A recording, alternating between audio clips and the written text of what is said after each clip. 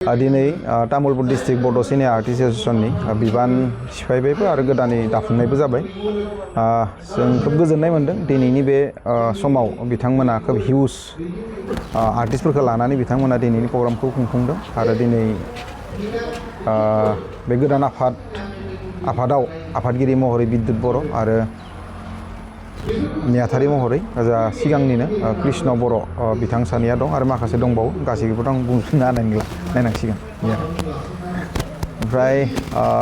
थांनाय समफोरनिख्रुइ देग्लाय जा दिनै गेदारिं जादों मिटिं जादों बेयाव गोजोननाय मोनदों जों गोदान आरो गोजाम माखासे महरगिरिफोरा ज' जानानै दिनै बिथांमोना खुंदों आरो तामुलपुर एरियाखौ लानानै मोनफ्रोमबो खना खनला एरियाखौ लानानै साफ्रोमबो आर्टिस्टफोरखौ लानानै बिथांमोना दिनैनि आफादखौ दाफुंदों आरो बेनि थाखाय आं मिरु बिसानि जानानै बा नेहाथारि मासनिफ्राय बिथांमोनखौ खोब गोजोननाय आरो साबायखर बावनाय जादों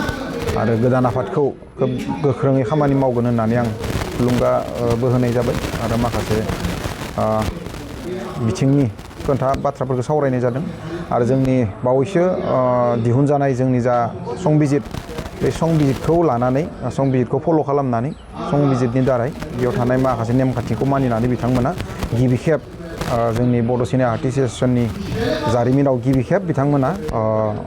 आफादखौ सिफायनायबो जादों आरो दाफुंनायबो जादों बेनि थाखायनो जों खोब गोजोननाय मोनदों। जोंनिया संबिजित महरै जों 3 बोसोर मोनो मोनसे गोदान आफादा 3 बोसोर खामानि मावनो मोनगोन बिनि उनाव सोलायजागोन बे आरो जों बेसिकेलि जोंनि महरगिरिफोरखौ गिबियावनो खौसे खालामनाय खना खनला आरो गोदान आरो गोजाम जिखिनि महरगिरिफोर दं बिथांमोनखौ जों खौसे खालामनानै ज' खामानि मावलांनाय बे जोंनि बेसिक्स खामानि आरो नैथियाव जोङो बड' फिल्म एवार्ड फांसन जों दा जेरै 6था जोङो एवार्ड फांसन खालामबोबाय आरो नेक्स्ट खालामबावगोन आरो बे एवार्ड फांसनाव जों बर'नि गेजेरावल' एवार्डखौ दोना हला जोंनि जा बड' फिल्म एवार्ड बेखौ जों बर'नि गेजेरावनो दोना हला जों थांनाय बोसोरनिफ्राय जा सर्ट फिल्म खालामनाय जादोंमोन नन बड' केटेगरियाव जों मोनसे सर्ट फिल्म कम्पिटिसन खालामनाय जादोंमोन उइदिन नर्थ इस्ट जोंनि नर्थ इस्ट इण्डिया माने जि सानजा सा भारतनि स्टेट्सफोरखौ लानानै आरो दा बे देग्लायबो जागोन आरो उननि समाव जोङो फिसार फिल्मखौबो जोंनि उइदिन नर्थ इस्ट बा नर्थ इस्टार्न स्टेटफोरनि गेजेराव जों बेखौबो बादायलायनानै एवार्डखौ होनाय जागोन आरो बिनि उनाव जों लासैनो हायोब्ला जोंखौ जुदि सरकारा अनोब्ला सरकारा फान्डफोरखौ एगारोब्ला जों उननि समफोराव जों नेसनेल लेभेलावबो जोंनि बड' फिल्म एवार्डखौ जोङो होनायनि बिथांखि लागोन। आदा जोङो नुनो मोनदों जि गोबां बर'नि मेथाइफोरखौ एआइजों जि मोनसे दाजाबदेरनानै बिथांमोना रिमेक्स बायदि खालामजोबनायखौ जों नुनो मोनदों बे बेलायाव नोंथाङा बर'नि जि माखासे जि जारिमिनारि मेथाइफोरा गाज्रि थासारियाव जालांनायखौ नोंथाङा नुवाखै नामा? नुदों बेखौ जों नुदों बे एआइ बे जाबाय टेक्न'लजिनि मोनसे इम्पेक्ट बेयो जाखागोन होननानै जों बुंनांगोन बे बर'नियावल' नङा बिराद गिदिर फिल्म इन्डास्ट्रियाव दिनै हलिउडनि बाथ्रा बुं बा बेलेग वर्ल्डनि जिखुनु कान्ट्रिनि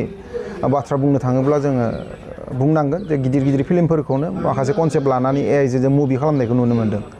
आरो माखासे समाव जों जिखिनि एआइनि मुभि जोंनि प्रडाक्सनफोरनि बा प्रडिउसारफोरनि दिहुननाय फिल्मनिख्रुइ बांसिन मोजांसिनबो खालामनाय नुनो मोन्दों दा पाब्लिक इन्ट्रेस्ट पाब्लिकआ जुदि मोजां मोन्दोंब्ला बेखौ नायनांसिगोन बा नायदों बिदि जाहैबाय आरो बेबायदिनो बर'आवबो बे इम्पेक्ट गोलैफैबाय बर' संग्सफोरखौबो जेनेबा पार्सनेल आखायाव मबाइल थायो गासिनियावबो जाय माने टेक्न'लजियाव एक्सपार्ट बिथांमोना बेबायदि रिमिक्स खालामदों दा दिहुनग्रायाथ' दिहुनबाय नाथाय खोनासंग्राफोराबो खोनासङोब्लाथ' बे जेनेबा जोंनि सा खारनानै सा टेक्न'लजिजों सा बारहावाजों खारनानै बे इम्पेक्ट गोलैखागोन दा बे बुस्थुखौ कन्ट्रल खालामनाया एसे गोरलै नङा जिहेतु बे बुहुमनाङैनो जादों दिनै जोंनि बर'आवल' जायाखै बे एसामिसावल' जायाखै बलिउड हलिउडआवल' जायाखै जे बुहुमनाङैनो बेनि इम्पेक्टआ दा सोलिगासिनो दं बेयो मोनसे समाव मा महर लागोन जों बेखौ बुंनो हाया नाथाय मोनफ्रोमबो फिल्म इन्डास्ट्रियाव एआइनि जा मोनसे टेक्न'लजि डेभेलपमेन्टनि दा एडिसनेल प्रडाक्सन बेयो खिन्थु गाज्रि गोहोम खोलैदों आरो नाथाय आं मोनसे बाथ्राखौ बुंनो नागिरो एआइब्लाबो जा अरिजिनेल जों जायनि गारांखौ मोजां मोनो जायनि गाराङा जोंनि गोरबोआव हाबना थायो जों बै गारांनि मेथाइखौसो जों खोनानानै मोजां मोनो बे जाबाय टेम्परारि दिनै फैदों गाबोन गैया जालांगोन आरो सेम बे टेक्न'लजि गोदान एआइनि इउज खालामनानै मेथाइ बानायनाया बे गोदान नालाय दा एसे सोलिफुदों साननैसो उनाव बे गैया जालांगोन बिदिनो सोलिलांबाय थागोन।